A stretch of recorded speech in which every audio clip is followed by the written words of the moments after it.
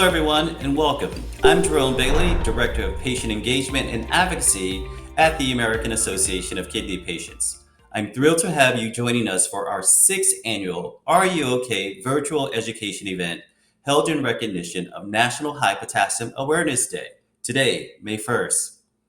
At AAKP, we're proud to have launched this important awareness day, bringing critical attention to high potassium, also called hyperkalemia, which can be a major health concern for people living with kidney disease.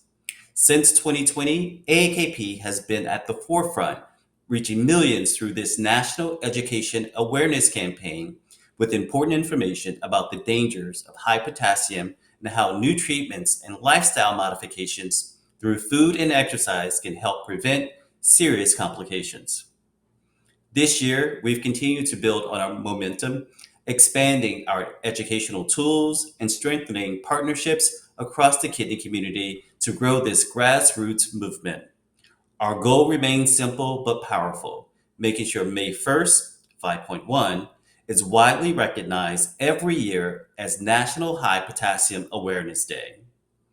Understanding your lab numbers, including potassium levels, working with your healthcare team to create and maintain a kidney friendly diet tailored for you, and knowing what treatment options are available should you require medication management of your potassium are essential. Today's event is designed to give you actionable knowledge that you can use to stay healthier and feel more empowered in your care journey. So sit back, get comfortable, and have your notepad ready. You're about to hear some great information today that you can put into practice tomorrow. Before we jump in, we want to thank AstraZeneca, the sponsor of this year's Are You OK campaign and today's virtual event. Let's hear a quick message from them now. In my family, personally, we don't talk about our health. And without talking about this, it's hard to get diagnosis, it's hard to get treatment, it's hard to understand where you are with chronic kidney disease. So these are very important conversations that we must have. Did you know that approximately 3 million adults in the United States have experienced hyperkalemia? Even more concerning, nearly half of these individuals are also living with chronic kidney disease or heart failure. These staggering numbers were a driving force behind AAKP's decision to create the Are You OK campaign and establish May 1st as National High Potassium Awareness Day. By combining the scientific symbol for potassium, K+, with the familiar question, Are you okay? AAKP has been able to spark conversations that encourage patients to stay on top of their potassium health. A potassium level at or above 5.1 is often a warning sign of hyperkalemia. So it's fitting that today, 5.1 has become a meaningful reminder. As you listen to today's presentations, I hope you'll pick up practical tips and insights on how to monitor and manage your potassium levels effectively. And please share what you learned today with family, your friends, your communities. Raising awareness about high potassium can save lives. Now, as many of you know, diet and nutrition are cornerstones of kidney health. Proper nutrition doesn't just support kidney function, it can also prevent complications like fluid retention, phosphorus buildup, and of course, high potassium. In the lead up to today's webinar, AAKP conducted an independent flash survey through our Center for Patient Research and Education. And I'd like to quickly walk through some highlights from what viewers like you shared with us. Survey participants range across the kidney disease spectrum, from early stage CKD to dialysis and transplant recipients. We found that 80% of participants reported being advised by a healthcare provider to adjust their diet to better manage their condition. So, for all of you wondering how you're going to do that, just know you're not alone. When asked which nutrients individuals were most often told to monitor, potassium and sodium topped the list. Encouragingly, respondents gave themselves an average score of 4 out of 5 for sticking to a kidney-friendly eating plan. However, there's still room for improvement. Only a little over half of patients reported ever meeting with a kidney-specific dietitian. As you'll learn from today's speakers, dietitians are an invaluable resource for helping navigate a kidney-friendly meal plan that's personalized to your needs and tastes. AAKP encourages you to check out our allied partners at the Academy of Nutrition of Dietetics at www.eatright.org and click on the Find an Expert to locate a renal dietitian near you. And finally, on a positive note, a whopping 92% of participants said they regularly read food labels to check for hidden sources of potassium and phosphorus. All in all, the survey shows that kidney patients are becoming more proactive and empowered when it comes to nutrition, which is great news. Now, it's my pleasure to introduce our first speaker, Dr. Annabelle Biruti. Dr. Baruti is an assistant professor and registered dietitian at Purdue University and an adjunct assistant professor at Indiana University School of Medicine's Division of Nephrology. Her work focuses on how nutrition and treatments for chronic kidney disease affect the gut and overall health. She's also passionate about improving care for the Hispanic and Latin communities living with kidney disease by creating language and culturally appropriate programs. We're excited to have her with us today. Dr. Baruti, I'll turn things over to you. Thank you so much, Jerome, and also thank you to the AAKP. It is a true honor to be here talking on this Are You Okay Awareness Campaign Day. So today I am hoping to answer the following question. Can people with chronic kidney disease eat a healthy diet and avoid hyperkalemia or high blood potassium? These are my disclosures. And a little bit on the outline of this presentation. I hope in the next 25 minutes answer kind of like the following questions. First, factors that influence the development of high blood potassium in the context of chronic kidney disease. Second, the relationship between what we eat through dietary potassium and how that affects blood potassium concentrations. The third one is like the $1,000,000 question. Should we restrict or not restrict dietary potassium in chronic kidney disease? The fourth, healthy dietary patterns and potassium in chronic kidney disease. And then I will end up with some strategies for dietary potassium management in chronic kidney disease. So I was recently at the National Kidney Foundation spring clinical meetings, and I was part of a session in which we talked about high blood potassium levels in chronic kidney disease. My role was to talk about diet and potassium, and I started that presentation with the question of, what is the first thing that comes to mind when you think about dietary potassium in chronic kidney disease? Now, the group of attendees were mostly renal dietitians, nephrologists, and nurses. And really interesting to see that the top four answers were really foods that we traditionally think automatically when we think about dietary potassium. And those were bananas, potatoes, tomatoes, and avocados. So with this in mind, I'm going to go to the next slide. And I'm going to start talking about what influences the levels or the concentrations of potassium in blood. In this figure, it may seem a little complicated, but going through every box, we are starting with something when we eat a potassium or a meal that contains potassium. Some of that potassium will be absorbed, particularly in the first part of our intestine or the small intestine. And what it's not absorbed is going to be coming out in feces. Then, once we have that potassium that was absorbed in the intestine, there's going to be different factors that will be affecting how the potassium is handled in our body. So, for example, there's going to be factors that will be enhancing or increasing the uptake of that potassium into cells.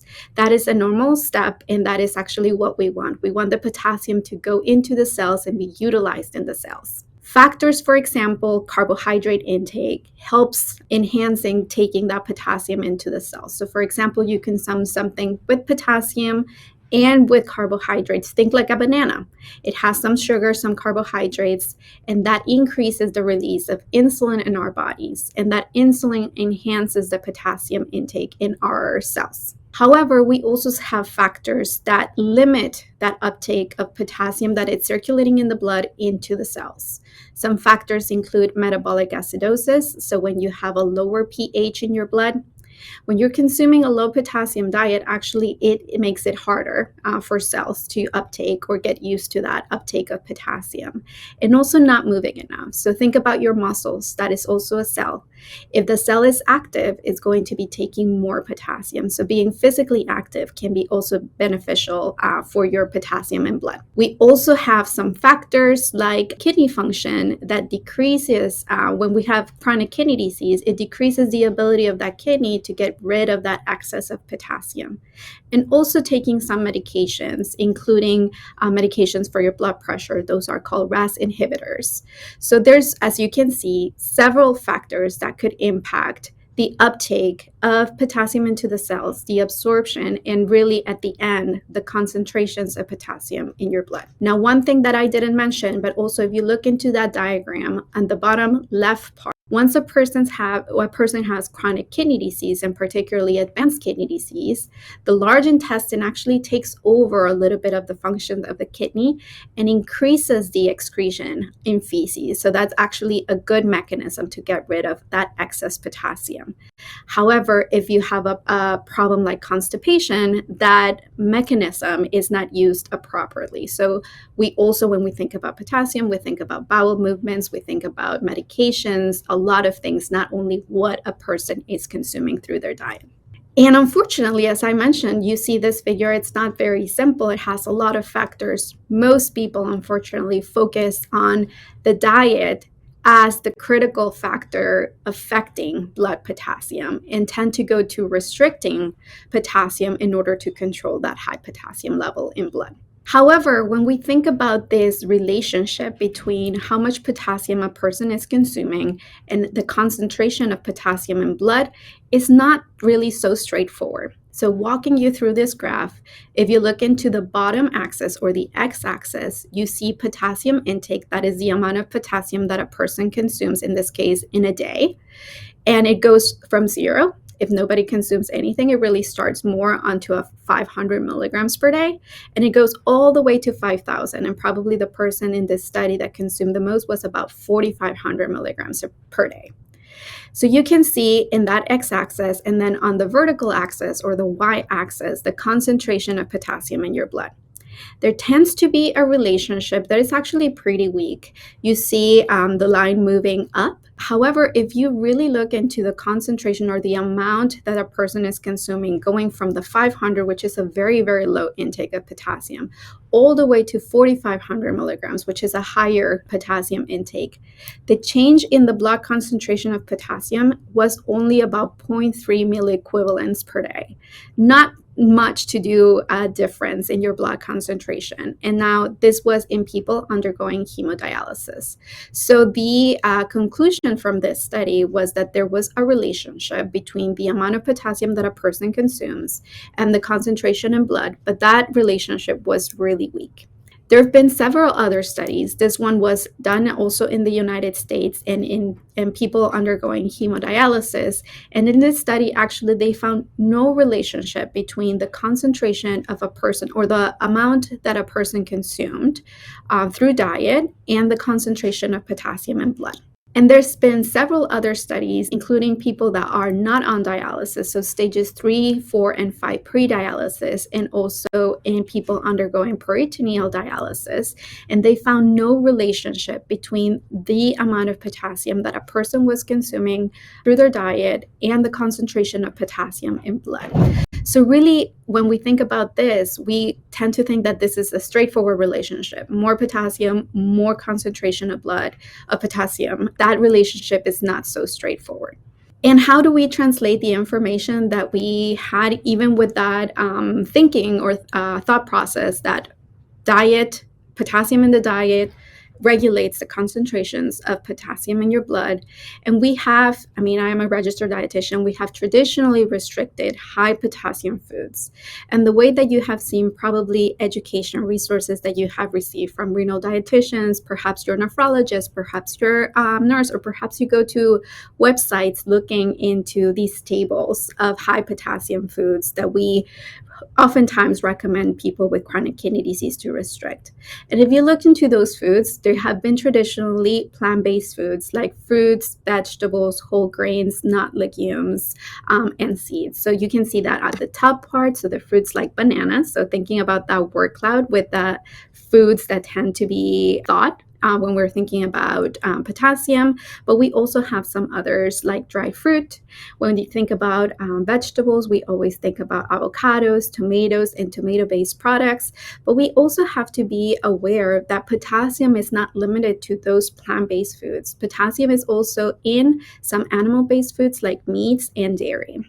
And while low potassium foods were recommended, the intake of other important nutrients for potassium handling, so we thought about constipation, and fiber is a gut health nutrient that helps us mitigate constipation, and also carbohydrates leading to that release of insulin, helping our cells take up the potassium that is circulating in blood. And these are traditionally low in people with chronic kidney disease. And also we forgot about factors that are important for handling blood potassium. So we can think about these modifiable factors, including, I mentioned just in the previous slide, dietary fiber. Dietary fiber, and particularly those foods that are plant-based foods that contain fiber and contain potassium, actually the amount that it's absorbed in the small intestine tends to be lower than other foods like animal-based foods. With an adequate amount of dietary fiber, we're also thinking about mitigating constipation and helping your colon also release some of the excess of dietary potassium. Also, when we think about carbohydrates, we mentioned about insulin being that hormone that increases or drives that uptake of potassium into your cells. And also, it helps with different things in the context of chronic kidney disease, like acid-base balance. So fruits and vegetables, these are considered base forming and actually help us mitigate that low blood pH.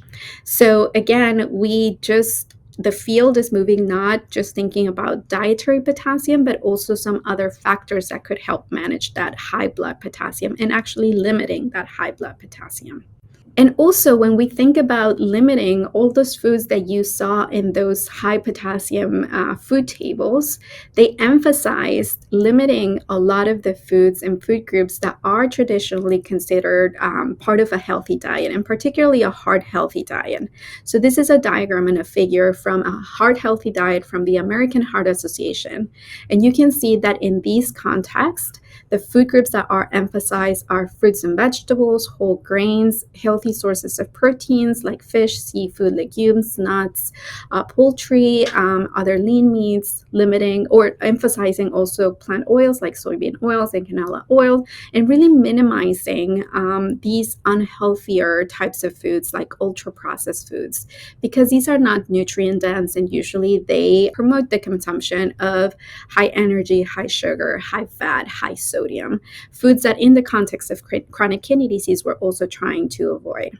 And when we put these two together, so the recommendations for a low potassium diet and then the recommendations for a heart healthy diet, this kind of goes at odds and it's telling us several conflicting messages. So if you look into the food groups, for example, the fruits and vegetables that are often restricted in a low potassium diet are green vegetables, avocados, potatoes and sweet potatoes, carrots, pumpkins and squashes, several citrus foods, tomatoes, cantaloupe, papaya, and citrus fruits. So all of these foods that would be part of a heart healthy diet. In parts of the whole grains, the food group, there's also probably the limitation of bran and bran products because of the content of potassium and perhaps also because of the content of phosphorus.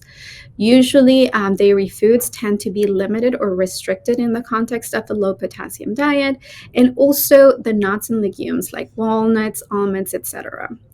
So we're really not promoting a heart healthy diet when we're thinking about a low potassium diet. This brings us back to the question that we already started or originally started with. Is it possible to consume a healthy diet and avoid high blood potassium levels? And now I mentioned a heart healthy diet, but a healthy diet is really very broad. The healthy diet is that one that is helping us or protecting against chronic diseases such as diabetes, heart disease, stroke, and cancer, and is usually characterized by being adequate in energy with limited intake of fat and particularly saturated fat and trans fat. It promotes the consumption of fruits and vegetables and other plant-based foods and limits the intake of sugar and salt. And there are different examples of a healthy diet. Probably the quintessential healthy diet is the Mediterranean diet, but you can see that there's other diets like the Mind diet that is really popular right now that puts together the DASH diet and the Mediterranean diet. The DASH diet that was created in the United States in order to limit hypertension, so it's dietary approaches to stop hypertension diet.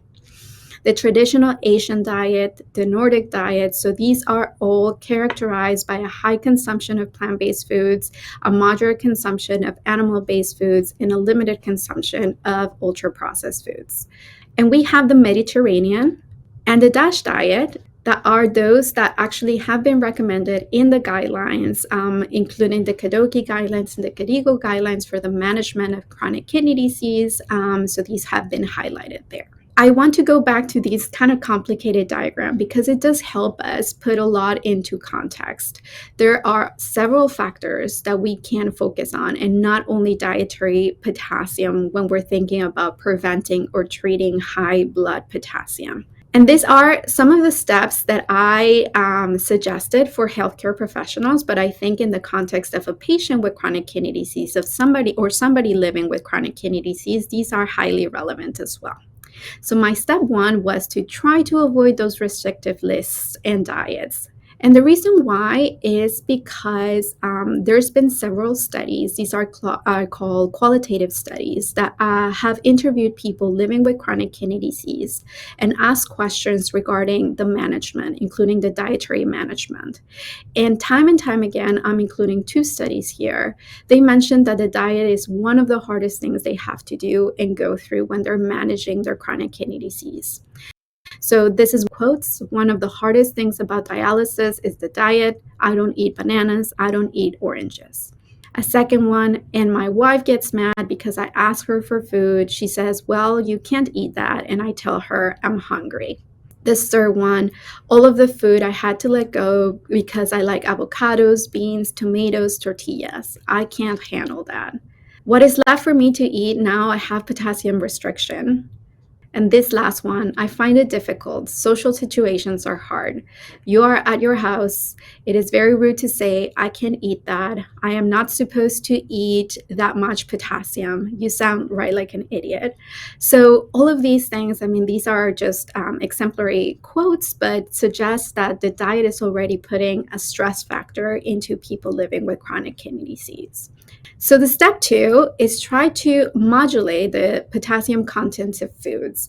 And this is trying to go against restricting, using these tables, restricting high potassium foods. And rather, if a person wants to consume a food that is rich in potassium, try to limit the portion size so we don't get like overboard, like for example, watermelon or bananas. You're not going to eat 5 bananas at a time, but just be mindful on the portion size when you're consuming those. Also, when you're consuming some, particularly vegetables and legumes, try to use wet cooking methods, because when you use these, some of the potassium that is contained in these foods can be leached out into the water. You then get rid of the water and cook it as normal. And also, when we're thinking about foods, now we have an added layer of difficulty in which foods that are ultra processed or prepackaged now can contain also potassium additives or potassium salts. These foods particularly are those that say low in sodium, and usually instead of using table salt or sodium chloride, they use now other with potassium. So try to avoid those potassium additives. And it's because also we don't know the effect that these could have in people with chronic kidney disease. We know that they are used in ultra processed foods, but we don't know exactly how much they're used. So when in danger, sometimes we can say, like, try to avoid those foods that contain these potassium additives. And it's likely that some of these ultra processed foods are also going to contain some phosphorus containing foods and some salt or sodium, and therefore we can try to limit the consumption of these available sources like potassium additives, phosphorus additives, and sodium additives. But now going back to the cooking methods, this is the example from a research. They put together or summarized all of the studies that have done different types of cooking methods and how much potassium can that lower on those specific foods. So for example, vegetables, fruits, legumes, and meats, if you boil them in hot water and then kind of like stir vigorously, you can limit the amount of concentrations by almost 80%. So that is the amount of potassium that was able to be lowered or reduced. We also have the example of fruit vegetables, and if you do like a double cooking method, like boil, rinse, and boil again, almost 50% of the potassium was reduced. And then potatoes, that is one that you can actually do cubing and do little pieces and then also put them in water so that potassium is leached, and you can limit the amounts of potassium up to 75%. And step 3 is fiber is your friend. One part of my research is actually focused on gut health. And one of the things that we have consistently seen in studies is that the amount of fiber that a person with kidney disease consumes, it's not really up to the ones that we want them to have. So usually people consume about 50% or lower of the recommendations of dietary fiber. And food sources, plant-based foods in particular, are good sources of dietary fiber. So again, remember that plant-based foods, the amount of potassium that it's absorbed in the small intestine may be lower than other types of foods like animal-based foods. And also fruits and vegetables help manage constipation and also helps manage acid-base balance, limiting when you have high or acidosis, that can also limit the uptake of potassium into your cells. And with fiber also, again, as I mentioned, is a gut health nutrient that can help manage constipation and help you with that adaptive mechanism to get rid of that excess of potassium in blood. And step 4, when we think about heart-healthy diet, and I mentioned the Mediterranean diet being the quintessential diet, there's really a lot of examples of of healthy diets. So here I'm going to show you a few.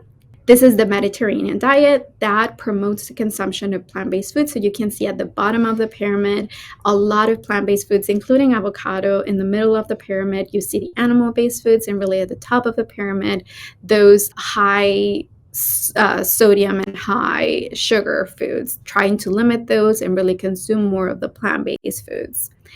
We also have an example of the African healthy diet. And here, again, you can see very similar to the Mediterranean diet. At the bottom of the pyramid, it promotes the consumption of plant-based foods. And you can see some of these foods are the ones that we tend to think about limiting in the context of hyperkalemia, like bananas, papaya, etc.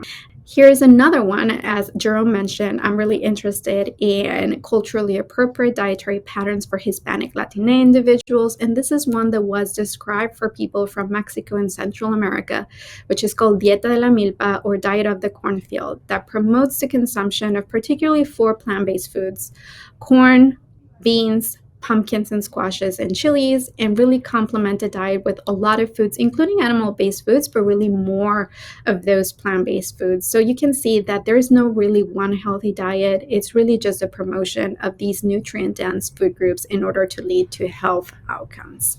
So really the take-home messages are that remember that figure, it was complicated, but there are several factors other than diet that can influence the concentrations of potassium in blood.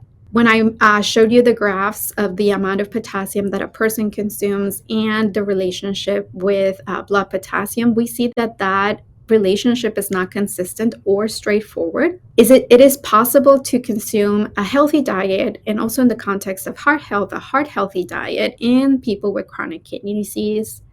And here, clinicians and also people living with kidney disease can use factors that influence dietary and blood potassium to limit the risk of there's a typo there, high blood potassium. And here, thinking about try to avoid those list of restricted foods, promote the consumption of factors that can help manage blood potassium, like dietary fiber and the amount of carbohydrates, and also promote the consumption of a heart healthy diet. Limit the consumption of ultra processed foods because those will probably contain some potassium additives. And that is it. So I would like to thank again the American Association of Kidney Patients for the invitation to be part of this National High Potassium Awareness Day. Here is my email, and in the next couple of slides, I included the references that I used for this presentation. So I'm happy to take questions now. Thank you. Thank you, Dr. Birute, for that meaningful presentation for our AAKP members and viewers. And before I let you go, I'd like to pose a few questions that we received as people registered for today's webinar. Our first question, what are some common foods that are surprisingly high in potassium? I know that you mentioned avocado and bananas. Could you elaborate a little bit more? Yes. So there, we also tend to just go straight to the plant-based foods like fruits and vegetables and dry fruits. So there are some foods that contain a little bit more. But I don't know if a lot of people don't know this, and we try to avoid those on the list for some reason. But animal-based foods actually are rich sources of, like meats, for example. They're rich sources of potassium, and it kind of makes sense, right? Like it's a muscle cell, so it contains a little bit of potassium in the animal tissue. But we don't think of those sources when we think about dietary potassium. So when we're comparing animal-based foods versus plant-based foods, in the animal-based foods, yes, they have protein and they have this potassium, but in the plant-based foods, it's usually potassium with those other elements that can help us manage potassium level, like carbohydrates and dietary fiber. So I guess one of the points that I want to highlight here is that we tend to go to the plant-based foods, but also animal-based foods like meats contain potassium. So if we are wanting to be aware of the amount of potassium, think of those kind of like equally. My next question is, what tips do you have for enjoying fruits and vegetables while still managing your potassium? I think the first thing that I would say is that fruits and vegetables can definitely be part of a healthy diet, even for a person that has chronic high blood potassium. With those people, we just want to make them aware that there are some foods, like, for example, bananas, avocados, tomatoes, potatoes, that contain that potassium. So we just want to be sure that we don't consume a high portion, or we don't consume all of it at one part of the day, but splitting it through the day. So, for example, we really like bananas. We maybe can have half of a banana or a banana in the first in the morning and then in the afternoon, instead of consuming two bananas in one sitting. With the avocado, also try to limit the portion size, but still enjoy the avocado. Avocado contains a lot of it's a very nutrient dense food. Like, it contains dietary fiber, it contains healthy fats, so that can also help us in the context of other things like just a healthy diet. I would say portion size is really important. And then if we're consuming something that we can use wet cooking methods like boiling, try to use that in order to limit or lower the quantity of potassium. So think about your potatoes, your beans that you can kind of like boil, or leave them in water and then get rid of the water and then cook them as usual. How often should I have my potassium levels checked? That is a good question. And I think it will depend on if you go to your clinician, your primary care physician. So, how often do you see them? Unfortunately, when we see a person with chronic kidney disease and in as a dietitian, sometimes we don't see them often enough. But I would say that if possible, if a person is high risk, usually it could be recommended to be every 3 months or every 6 months. Now, a question that we have in the field is, how should we measure potassium?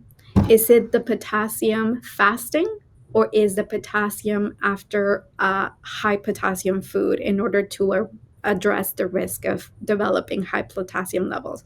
And we don't have an answer to that yet, but hopefully in the next few years, we will have some studies evaluating that, because it's really that potassium after a high potassium diet that we're concerned of. So, and when we go to the doctor, sometimes we take a fasting blood value. So we really don't know when should we be taking that. So I guess my answer is a little complicated, but if you can do it every 3 months or 6 months, that would probably be ideal. If you're starting a new dietary pattern, the more often, the better, just so we can see how your body is reacting to these new dietary pattern. But we do know the limitations of just asking for more or serial measures of blood potassium. So, another question that we received is, can medication affect someone's potassium level? Yes, and there are particularly several that are needed for blood pressure management. So the RAS inhibitors can limit the ability of the kidneys to excrete potassium in urine, and also some potassium sparing medications like spironolactone that could also actually saves potassium in blood. So those medications can increase your blood potassium level. So, another question we received is, how do I know what treatment is best for me to help manage my potassium level? So I'm guessing it's in terms of medication, in terms of diet. So I guess it will depend. So one of the good things, and I'm going to be an advocate for visiting your renal dietitian or ask for a referral to a renal dietitian, and particularly a dietitian that is trained for the management of chronic kidney disease, because they will be able to do a comprehensive assessment and not just look into what you're consuming in your diet, but also your list of medications, your risk factors in order to develop high blood potassium or hyperkalemia. If you have constipation, they will be able to see that. There's also some newer medications that may enhance or liberalize a little bit the diet, so like potassium binders. But I know that sometimes it's kind of tricky to get access to those. But really, I would say if you have a good relationship with your primary care physician or your nephrologist, and then add the dietitian, a renal dietitian, in order to get on the same page and manage your diet and give you the most individualized recommendations, that would be probably the best. And one last question. What's one thing patients often don't know about potassium that you wish more people did know? I already mentioned that animal-based foods have almost equal amounts of potassium per serving size. And then the other factors is that, or the other thing is that we tend to simplify foods into good sources of potassium or good sources of phosphorus or good sources of things of that. But the reality is that a lot of the foods that we are often restricting are very nutrient dense foods. They're not only giving you potassium, they're probably adding a lot of vitamins and minerals that are also necessary for normal body functions. So I tend to be on the thought process of like a diet. It's the combination of foods, and it's really that combination of foods that will give you either a risk for a complication or a benefit. So let's not isolate foods just under concentration of potassium. Think about carbohydrates, think about dietary fiber and gut health and things like that. Thank you, Dr. Barute, for sharing your knowledge and tips with our AAKP members and viewers on National High Potassium Awareness Day. We appreciate you being with us. Thank you so much again for the invitation.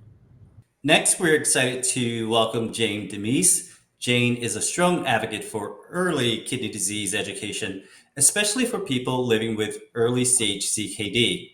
After her stage 3 diagnosis, she successfully managed her kidney health for over a decade before moving to home hemodialysis in 2024. She became a trained kidney coach, a peer mentor, and ambassador for Healthy Unlocked Kidney Forum.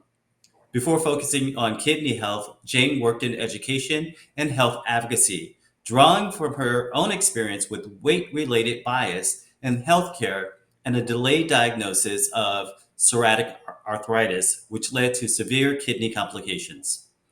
Jane follows a plant based renal diet, grows her own vegetables, and promotes fresh homemade meals as part of managing her kidney health. Today, she'll be sharing her personal story and insights on managing potassium levels. Jane, thank you for being with us.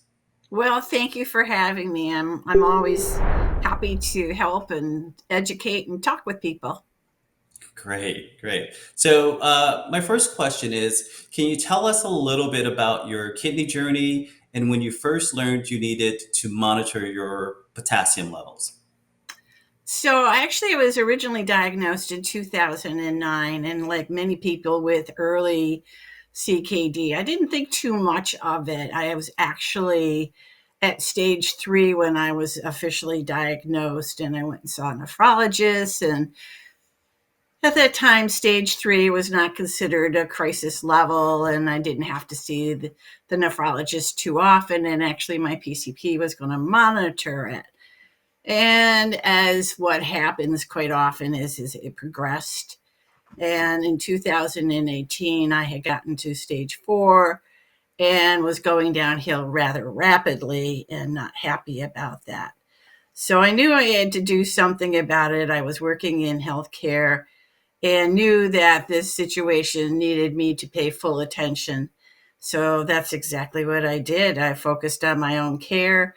I became as educated as I possibly could, uh, reading, studying, websites, everything to find out what I could learn myself. And what was the best thing that ever happened to me was well, I went to see my nephrologist in 2018. She said, Jane, the rate you're going, you're going to be on dialysis in 6 months. And I said, nah, I don't think so. So I went and saw a dietitian or a special renal dietitian who I had seen previously. And I really say that she really saved my life. She told me things that I had no idea about because a renal diet, as opposed to, let's say, a weight loss diet, is completely different. And unless you really are educated in the difference, there's a lot to learn. And she taught me a lot, and I saw her quite often. And we would go in and have discussions all the time. And she was really helpful. She helped me lose some weight. We talked about the difference between whole foods, natural foods, processed food, things that I really had no understanding. And that's when I switched over to a whole foods. And what I mean by a whole foods diet is that you're not eating processed foods whatsoever. And I did focus mostly on vegetables, some fruits, but I limited my protein because there is um, ex- obviously a connection between too much protein and having your kidneys fail faster. So I limited anything like meat, and I haven't eaten meat since 1986, but what I was mostly eating was chicken and fish, and I just really learned to limit those and eat just some, and then base my diet mostly on vegetables. Can you talk about what did you know about potassium before your diagnosis, and what did you learn, along the way? I knew nothing about potassium, absolutely nothing. And as things progressed, um, there was information on it, but I didn't connect it to me. I mean, we were we're kind of being that we never say, well, it's not me, but it was me. And what ended up happening, because I was eating so many vegetables, I had to really learn what vegetables were high in potassium. Like, I love potatoes, gone. Squash, gone. Zucchini, gone. I mean, I used to joke with the dietitian. I said, I'm down to 7 foods that I can eat, which is kind of an exaggeration. But yeah, when you're eating a lot of vegetables, you have to be very careful because vegetables can be very high in potassium. So I learned quickly to look food up, make sure that I knew what my potassium level, the dietitian had given me a level of potassium to stay under. And I just had to be careful that I wasn't eating any high potassium vegetables. And of course, we all know that actually meat is very high in potassium. You mentioned that you were looking things up to find the potassium levels of food. Can you talk about the tools and strategies like reading food labels, using food trackers, or meal planning that you use to help you stay on track?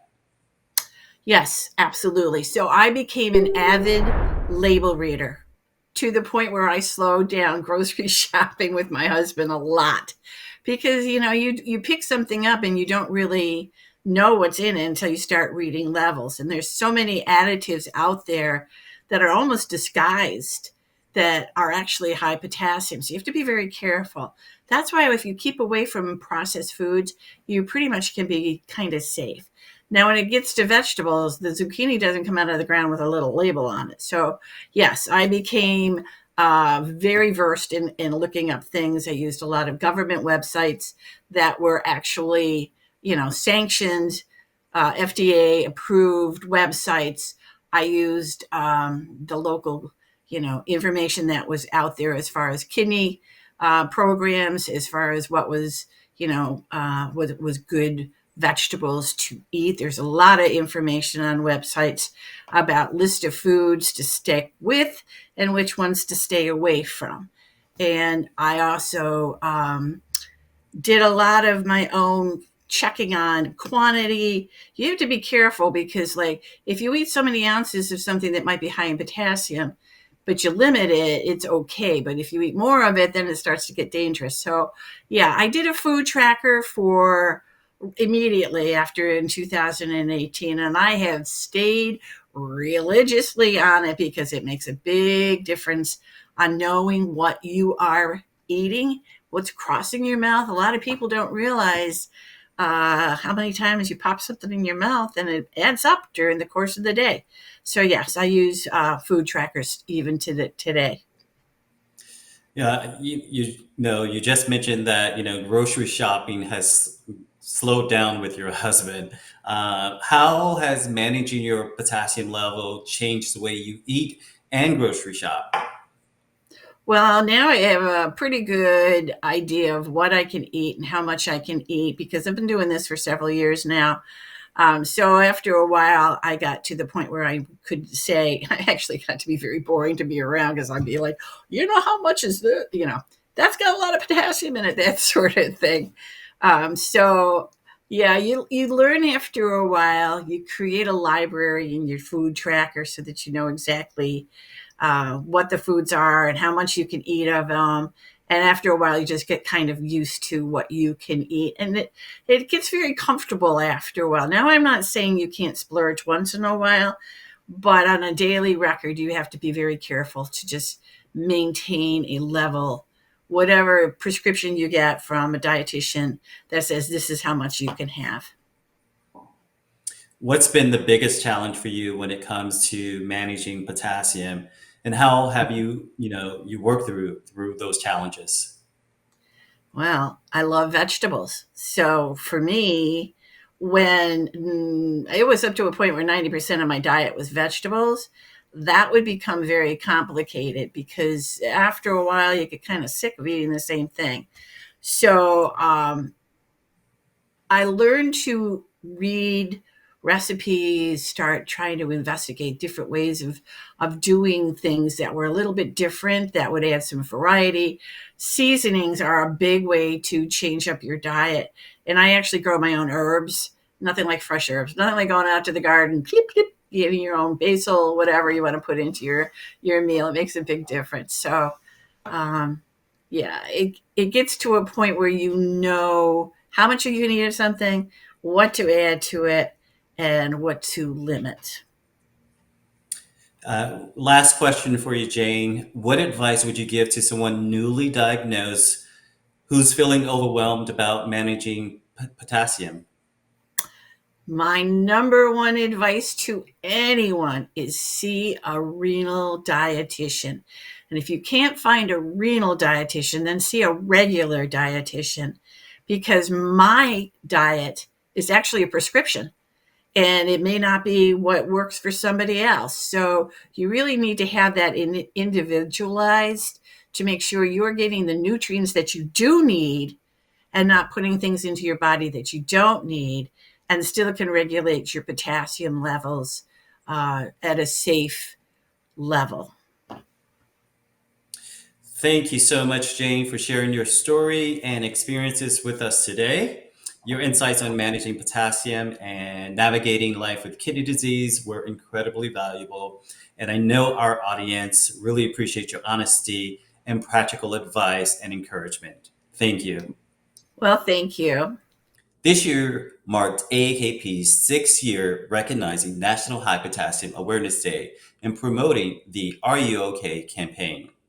Launched through AAKP's Center for Patient Research and Education, the campaign uses grassroots advocacy and AAKP's robust national and global social media platforms to educate millions every year about the importance of managing potassium levels. National High Potassium Awareness Day is also gaining traction at the state level. Thanks to the incredible advocacy efforts of AAKP ambassadors, several states have officially recognized May 1st as National High Potassium Awareness Day through formal governor proclamations. Since 2022, states including Florida, Texas, Illinois, and Georgia have issued official proclamations, and we look forward to growing this momentum even further. If you're looking for kidney friendly recipes to help manage your potassium levels, be sure to explore the AKP Delicious Recipe Series, including the latest 8th edition. The AAKP Delicious program features more than 100 kidney friendly recipes created to help you and your family prepare healthy, delicious meals that fit your dietary needs. Whether you are a patient, a care partner, or a healthcare professional, AAKP Delicious makes it easier than ever to take charge of your health through nutrition. Even better, many of these recipes are featured in free on-demand cooking demonstrations available on the AKP Delicious YouTube channel.